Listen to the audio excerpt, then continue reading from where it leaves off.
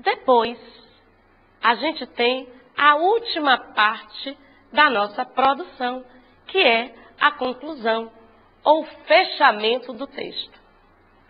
Nesse momento, a gente precisa ser coerente. E aí a gente retoma ou reafirma todas as ideias apresentadas e discutidas no desenvolvimento, tomando uma posição acerca do problema da tese. É também um momento de expansão, desde que se mantenha uma conexão lógica entre as ideias.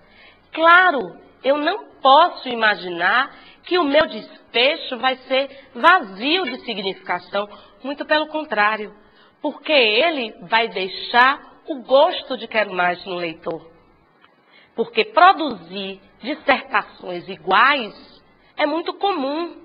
As pessoas não interagem com aquilo que elas se pretendem a discutir. Não, elas se repetem. E a gente precisa fugir desse padrão de repetição. Vocês viram aí um conhecimento ideal da estrutura dissertativa. Mas eu quero lançar uma perguntinha, como se fosse futucar vocês, né? Chamar a atenção a essa estrutura. Se eu perguntasse para vocês que apenas esse conhecimento teórico faz com que você realize uma boa dissertação, o que você me diria? Muitas pessoas que fazem dissertação têm a ilusão de que o conhecimento da estrutura do texto dissertativo é a fada de condão que dá permissão para ingressar em qualquer lugar onde a dissertação é uma porta de entrada. Isso é um equívoco, gente. Conhecer a estrutura é importante, sim, mas ir para uma dissertação pensando que apenas ela será responsável por um texto maravilhosamente produzido é um equívoco. Para que vocês façam uma boa dissertação, vocês têm que entender que, antes de tudo, é preciso que o leitor que existe dentro de vocês, ele está em total harmonia com o meio que o cerca.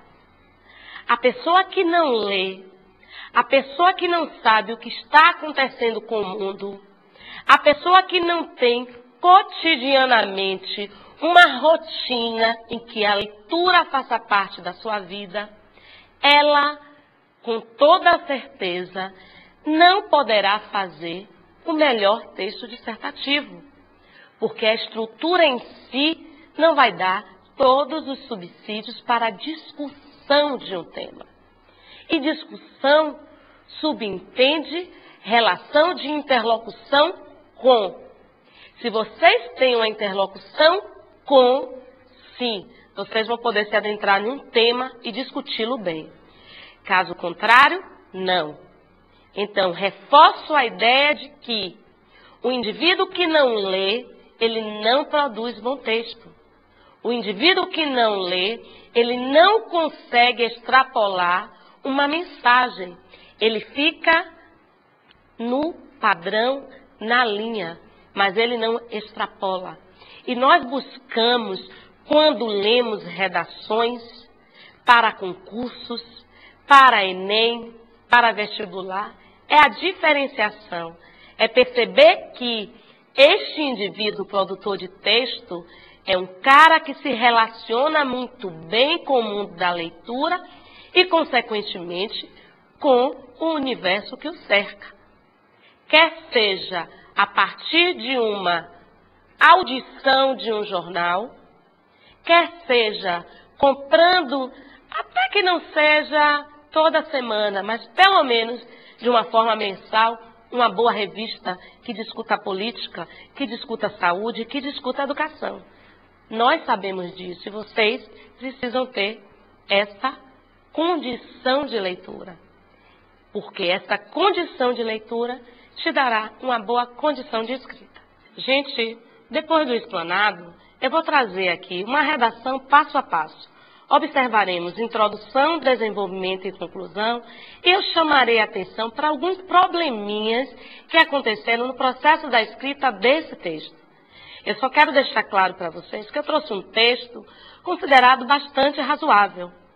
E ele é um bom modelo para a gente perceber de que forma, na prática, o texto dissertativo deve aparecer. Na introdução, este trecho é o nosso ponto de partida.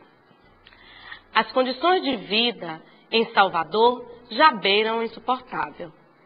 Tanto que já estamos convivendo naturalmente com os problemas dessa cidade, ao invés de desfrutarmos de boas condições que ela deveria nos proporcionar para vivermos melhor. Neste período, que é o período introdutório do texto, algumas questões eu queria chamar a atenção de vocês. Quando se diz que a vida em Salvador, as condições de vida em Salvador já beiram ao insuportável, nós temos aí uma linguagem figurada, que deve ser, de certa forma, evitada na hora em que a gente produz uma dissertação. A dissertação precisa ser objetiva.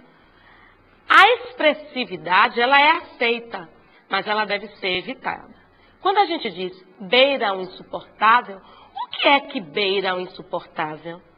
Depende muito desse meu interlocutor. O insuportável para mim pode não ser um insuportável para o outro.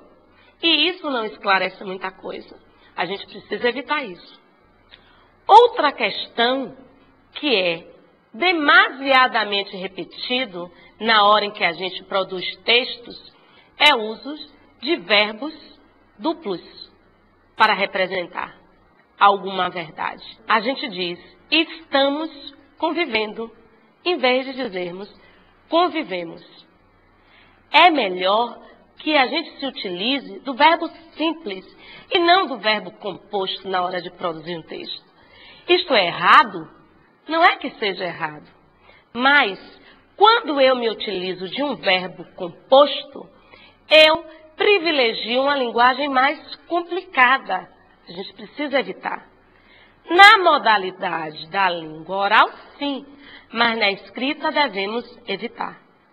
Um último detalhe em relação à introdução desse texto é que ele diz muito pouco sobre a tese.